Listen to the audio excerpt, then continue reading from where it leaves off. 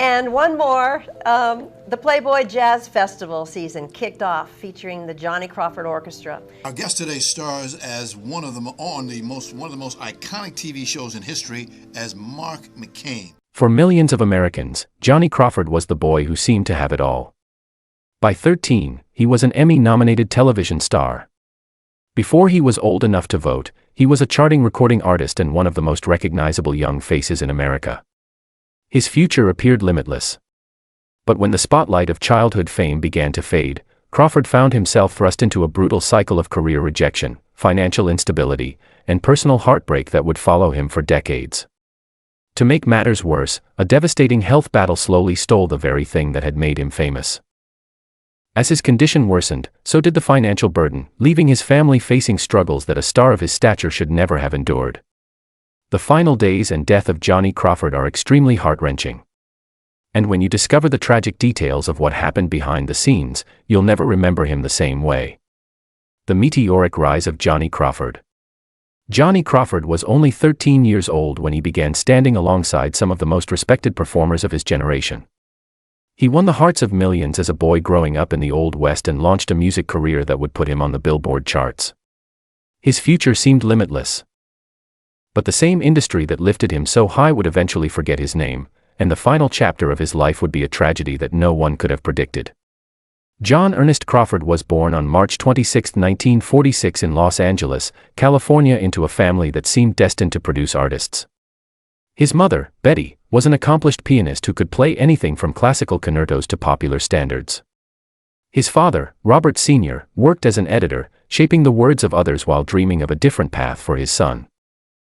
His maternal grandfather, Alfred Megerlin, was a world-class violinist who had served as the first concert master of the New York Philharmonic, one of the most prestigious positions in American classical music. Music and performance were in Johnny's blood long before he ever stepped in front of a camera. At just 9 years old in 1955, Johnny secured a spot as one of the original 24 Musketeers on the debut season of Disney's The Mickey Mouse Club. It was the dream job for any child in America. A chance to be part of something magical that would be watched by millions of families every day. Johnny was talented, charming, and good-looking. Everything that Disney was looking for in a young performer. But the triumph was short-lived. At the end of the first season, he was fired. The reason was painful for any child to hear. He could not learn the complex dance steps quickly enough, and the choreographers decided that he was holding back the other performers. The rejection stung, but Johnny did not let it break him. He went back to work securing minor guest roles on early anthology programs like The Loretta Young Show and The Millionaire. These were not glamorous parts. He played small characters, sometimes with only a few lines, sometimes with no lines at all. But the work kept him in the industry and helped his family pay the bills. Then came 1958.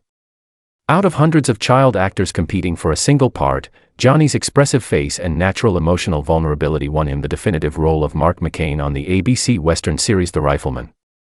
The show was built around the relationship between a widowed homesteader named Lucas McCain, played by Chuck Connors, and his young son, Mark. The chemistry between the two actors was immediate and undeniable. Viewers did not have to pretend that Johnny and Chuck were father and son.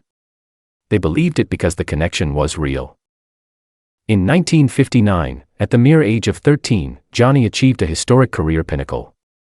He earned a Primetime Emmy Award nomination for Best Supporting Actor in a Dramatic Series. To put that in perspective, a child actor was being recognized alongside adults who had been working in the industry for decades. He did not win the award, but the nomination itself was a validation of everything he had worked for since being fired from the Mickey Mouse Club. The bond between Johnny and Chuck Connors was not just for the cameras. Off-screen, Connors became an absolute father figure and protector to the young actor.